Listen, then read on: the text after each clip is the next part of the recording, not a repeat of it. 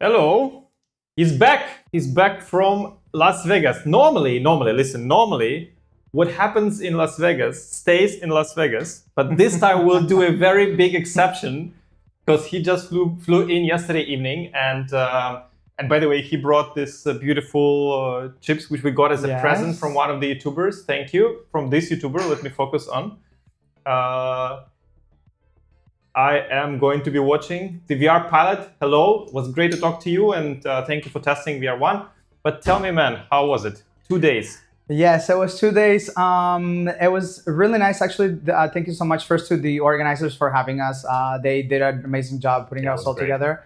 We also showed up to the developer conference, and it was really great to get to hear where the entire industry is going. So if you are into flight simulation, I would definitely suggest you attend this next year. True. And knowing this and getting to know the community, it was really important for me from my first experience. I've demoed other headsets before, like a significant amount of them. And I knew that this community was very detail and technical oriented. So I know. I know. Detail technical oriented. Yes. So my primary goal was to be very accurate and very transparent in the way that we were doing the demonstrations. And they went really, really well. So we, as an organization, did our best to just give everybody the technical data and let everybody form their own opinions and just ask them a little bit of questions here and there. And we got an overwhelming positive result. And this is, I've demoed so many other headsets, and my background is in location-based entertainment. So I've put people in so many other headsets. And this was definitely one of the ones that had the best reception. It made my job really, really easy this time. Yeah, I mean, thank you. Yes, I agree. I agree. Shocker, I agree. But yeah, I mean, I've been there with you digitally, so that's how I always beam in when I cannot come. And I've been, we had a TV behind, and I was in Somnium with my avatar, also holding VR1 in my hands, virtual hands. Yeah. And I think in the beginning we kind of were trying to find our way to go. And I remember like in the first few demos, when they tried it, and I was hearing, because we had a microphone there, so I was hearing them like saying great things. I said to you, like, hey, we probably should record it. Like, we should start recording it, because like they were not even kind of saying it on camera. And then tell me, how did you go with people in general? Like when you were putting them and recording them, like how did it go? How did they react and stuff? Yeah, like really, like I said, because I knew that this community is so detail oriented. I just want to make sure to not influence, and also just for our own feedback, it's important for us to really hear what the community has to say, because we're gonna try and do our best to assist them. And I'm in charge of technical support, so obviously facts are super important to me. And so I was just asking people very genuinely before I loaded them if I could prompt them with a couple of questions. And one of the first things that I do whenever I'm doing this is I just make sure that to understand what the user experiences from before. So what other headsets they tried before, what are they comparing it to, and also just to be fair about the judgment, but also to get like clear feedback. And so the process that I had was just basically asking them if I could ask them a bunch of questions, right, related to their experience. But I would tell them, please just answer honestly, because what we're looking for here, more so than anything, is feedback that we're able to use to make our product better. Ultimately, this being the first version of the headset, we are trying our best to make sure that it achieves all of the technical specifications, which for us there are many, right? So we're trying to break ground in so many different areas of virtual reality that we need to keep a very precise measurement of what it is that we need to do to make the products better for specific users. And in our case also, we have so many different types of like headsets, right? Like, I mean, it's the same, it's all of them are the VR1, but you have the virtual reality only one, then you have the hand tracking, then you have the eye tracking. And because we have actually different products, we need to understand who these products are for, also so that we can create the infrastructure. So we were just very genuine about the questions that we were asking, and the feedback was overwhelmingly positive. I really can only remember about maybe 4 or 5 people. Out of how many? Like 110? Out of it was more than 120 demos. The only ones that it was so many demos that the only ones that I was able to record in the sheet were about 110. but we did a lot more than that because we even did more. Okay. Yeah, because we did more demos at the end of it. So once I closed the sheet, people can be numbered up. As a matter of fact, the organizers from the flight simulation expo organizers, they came to shut us down. They guys, don't shut us down. Yeah, they came to shut us down. The true spirit. Yeah, like they very politely came by around with the, and they were just like, hey man, like, you know, it's like you need to get out of here. And so I was still happy to give demos, especially because we wanted the feedback. But yeah, we did more than 110 demos, that's for sure. Those are the ones that I recorded. And I would say from that many, about only 5 said something. And these are things that either we're aware of or things that we believe are actually just outcomes of like the circumstances. You know, we have the glass inserts, right? So we're going to be doing that with the inserts. A lot of people, we did like with our glasses, and you know, if their glasses aren't clean, or if they're at a weird angle, or if they have transition, that will obviously affect it. And so I was also very upfront with everybody who wanted to wear glasses with that. I remember one guy, because I was on TV live most of the time, not all, because like it was getting you were there a lot of the time. 2 a.m. wasn't to me, you know, I had to go to sleep. But I remember like one guy came out and he came to my TV to talk to me, and he was like, man, I had some difficulty to focus. And I was like, you know, that's like, tell me more, because this is very weird. Normally we have a huge sweet spot you get into immediately, you know, you can focus. And then during my discussion with him, we kind of found out that he has like very focal glasses or something, like very, whatever. I don't know the term, right? And I said, like, I'm sorry, you know, like we can fix a lot of things, but we cannot fix your eyesight yet. But yeah, so that, and there are some people who accuse us that we put only positive feedback on the camera, and that we kind of hidden a lot of things.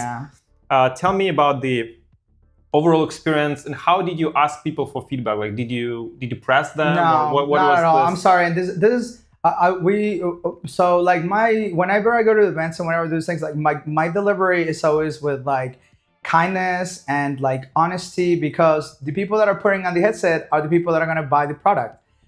So imagine that I'm trying to basically manipulate that person to give me positive feedback. What trust are they going to have in us when it comes to buying our product? They're not going to trust us. I mean, so of course I would never do that. Obviously, we'll get a return if we promise them something and we manipulate them, and then they. And also we, you know, like no company, and I think this is the thing that if you step back for a second and just like let your ego go for a while and just think about things logically, like does anyone really think that we want to deal with returns? Like. Returns to us, returns to us are going to be very costly. Yeah, you know? let me explain. Yeah, the return for the VR headset is it could become for a company one of the biggest cost factor of the whole operation.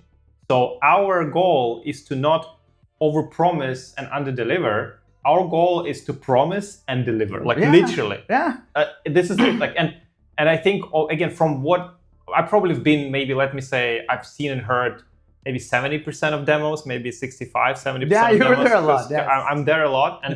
And I heard overwhelming positive feedback. Yeah. Again, few people came with some problems. There was one gentleman who had some weird feeling of weird things in the middle. But then he himself said, on camera, he said, first of all, this amazing, like the best visuals, the best FOV, the best colors, the best clarity. If only I didn't have this thing. But he admits in the video himself, I think somewhere, that that it might be that he didn't play enough time to adjust the headset towards the because I mean, you know, there were so many people. There were literally like hundreds of people, and I remember you were coming, and they were always coming. I just heard like initials of people like JD, TS, you know, like this, and you were just writing them down. Like, okay, I have a slot for you in like 4 hours. I'm like, damn, it will be 3 a.m. for me. You know? Yeah, and you know the thing. So there are two things, and I think the important thing here is. If you've never tried the headset, which obviously that's still the case for a lot of people, then you're depending on the opinion of other people who have actually tried it. And yeah, I can understand that, you know, there are companies, and in virtual reality it might happen in the past, that you try to influence the narrative or do these things. But like really with us is like, we don't want to be dealing with returns, because like I just said, nobody wants to deal with that. And the people that were coming to the booth, and the reason why the entire day was booked on the second day was because people kept on going back to their booths or back to their friends and telling them to go try the headset. So it's not like we did outreach. I wasn't going around the floor telling people come try our headset. It was the same people that came on the first day who brought their friends on the second day, and people who wanted to actually try the headset even in different situations. So we had a woman there who had been there the first day, and she had tried it, but she didn't have the right glasses that she wanted to try them with. So the next day she came in with the other glasses, with her like glasses, and she was like, it was my glasses, not your product. So like really, the fact that there are some individuals online saying, this particular things about our headset or whatever, like it's not in our best interest to lie to our community, and definitely not me. So like I'm the one doing, the technical support ongoing. So for me to say something inaccurate or for me to transmit this kind of information, it would just I would say the following.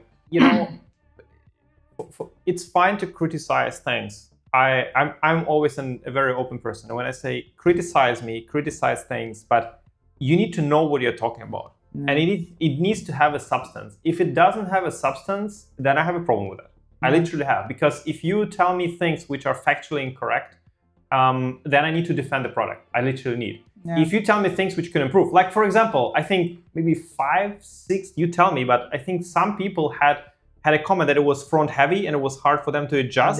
That we know it, that this is, we're by the way dealing with that, and we're actually fixing and doing things, and the final product will ship with a slightly different head strap. So we took that as a feedback, but it was not like many people said it was super comfortable. That was it was like either some people said I have a little bit hard time with hair, and then some people said like it's one of the most comfortable headsets I've ever worn. Even on video, there are people who are saying this. So it's just criticism is fine, but I think as I was telling, I remember in the beginning, many people didn't want to be recorded as well. But they've said positive things about headsets.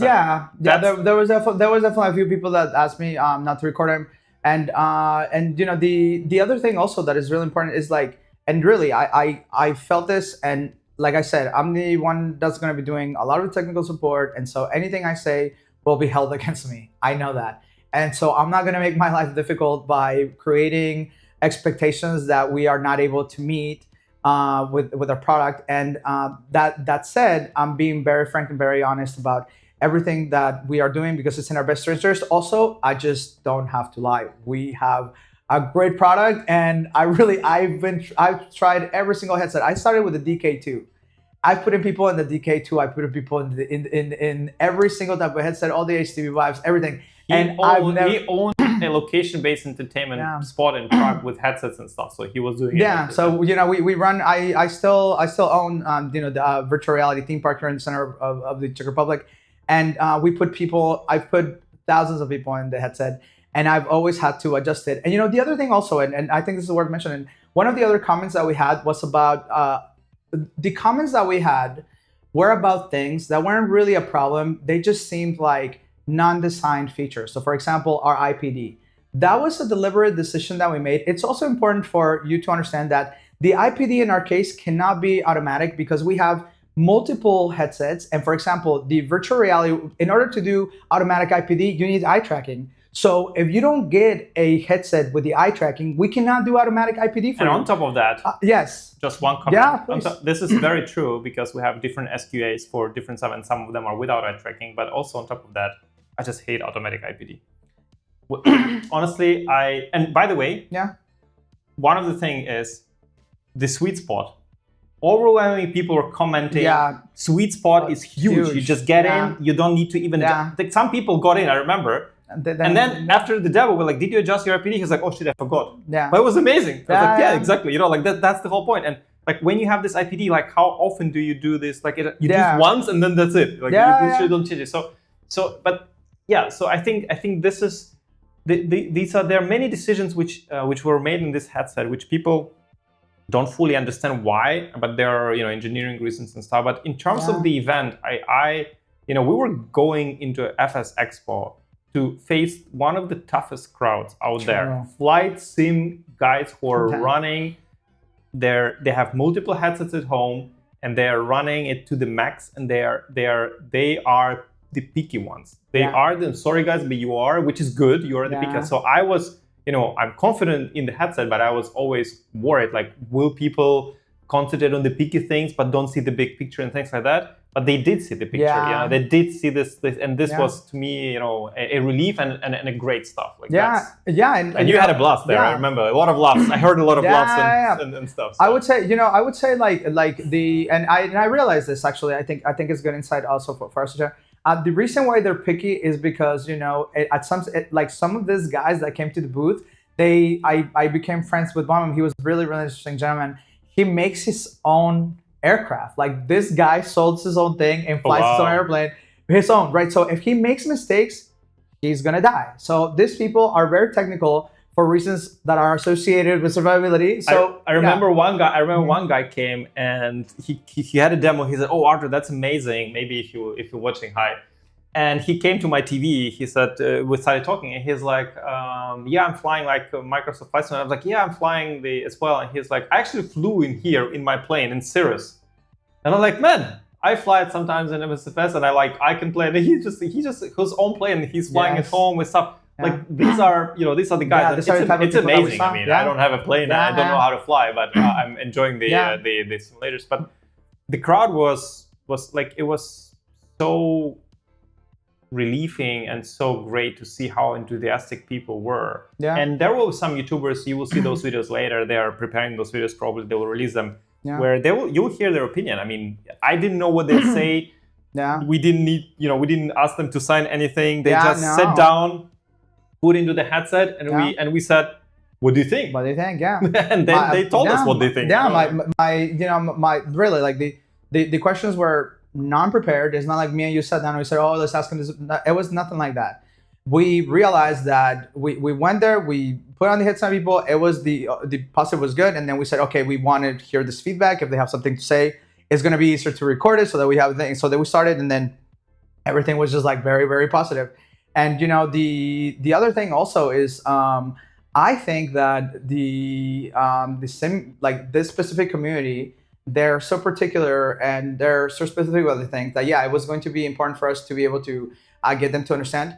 But once I showed them the mixed reality, oh yes, it was the star of the show. It was 100%. Yeah, like, it was a mixed reality. If you are doing simulation and you have like controllers and stuff like that, and you've never tried mixed reality, you're in for something. Do you know how I know that there was a star of the show? Because again, you have to say, I'm at home, I'm in my VR1 in Somnium, and they had a microphone on the table, so in between like the TV and the stand where the people were trying VR1, right? And I was hearing a lot of things, most of the things, but sometimes the noise in the area was so big that the microphone was shutting down and stuff. So I was missing some of the parts of what conversations you had. Mm-hmm. But every time you took on and clicked on the mixed reality button, I always heard, "Oh wow!" That was the common reaction of me over and over again. And I was like, "Yeah, okay, that's amazing." And people were like, "Oh, I can read my phone. I can read this. I can read that." And that was definitely a star. Yeah, and I might say this, and really because I'm a professional that's going to be working in this field forever. You know this. Me and you have spoken about this, and I am willing to stake my opinion out regarding this. I really do truly believe that we have the best mixed reality pass-through. Yeah, don't be afraid to say it. But I'm telling you, like, personally and like as a professional. But Jorge, you are biased. You're working for Somnium. Oh my god. Yeah, no, like, you might be lying. No, I work for Somnium, but you know me. Like, I work for Somnium, but I'm in a number of other projects. And every other project that I'm working on, if they need mixed reality, this is what I'm suggesting. I agree. 100%. Jokes aside, it's the best mixed reality in the market and right the now, most versatile. You can set it up the way you want. The way you want it, yes. Literally the way you want. We were having, we're showing to people some contrast stuff, and they're like, "Oh wow, okay, yeah, it's changing in real time." Yeah. And I mean, I tell to people, I am the enthusiast first and the CEO second. Cool. And that's the only reason why VR1 exists, guys, because even my directors, my CFOs is saying to me, "You're insane that you're doing this project." Like, I'm telling you how it is. So I would say this is the labor of love. This product is labor of love. It's in some ways, it's over-engineered in a good sense. Yeah. And I'm super happy that I cannot wait for Somnium Connect because a lot of people coming in here. Yeah. Also, some from Flight Sim Expo said we're flying in. We'll try there's stuff. people coming in from Flight Sim Expo. Yeah. And we will showcase the best out of it. Of course, the VR, the mixed reality part, and everything. And I just cannot wait to showcase it, honestly. And it's just the product speaks for itself right now. Finally, it's not me telling you what it is, but it's people who are trying it telling you what it is. And yeah, I mean, people are buying it all the time right now, and it's great. It's great support. So thank you, Jorge, man. You freaking nailed it in the Vegas. He was working his ass off there, like literally. When I didn't know what to expect, right? How many people came, and then some people came, and then it just began. It was like his paper was filling in very quickly. I was like, oh my god, I have to stay here as well for long. So yeah, that was actually a super success, I would say. Yeah. And if you've never tried our headset, please just reach out to us, come and see us, because we are not afraid of you putting it on. No, for sure. At all. Again, if you want to come, if you're going to say something about a headset, come try it. Come to Somnium Connect. Come try it. Come to Somnium Connect. That's the ability for you to try. And then once we start shipping the headsets, people will be probably showing to their friends or bringing them. Some companies are buying. I see some companies and some partners are buying. A lot of companies came to us. There was a lot of people who came to us and said, "This is amazing. How can I buy one?" And I said to them, there was a company who wanted to buy like 5 or something. And I said to the guy, it was the CEO of the company, I said to the guy, sorry, we have reservations. So the best thing for you to do, reserve the spot, because I cannot ship you earlier than I ship to my customers who are already waiting for half a year. And he said, Artur, I understand. Okay, I will reserve. And they did. So this is the way. Thank you, Jorge, once again. We have amazing show behind us. You were giving away, he gave 450 of those tech specs sheets we prepared for Vegas. So I don't know if people are taking 2 per person or 3, or some people are coming. I don't know, but yeah, 120 demos away, and then we are freaking doing it. Anyway, come to Somnium Connect. The tickets are on Eventbrite, and go order your VR1 if you receive the email. Bye bye. Later.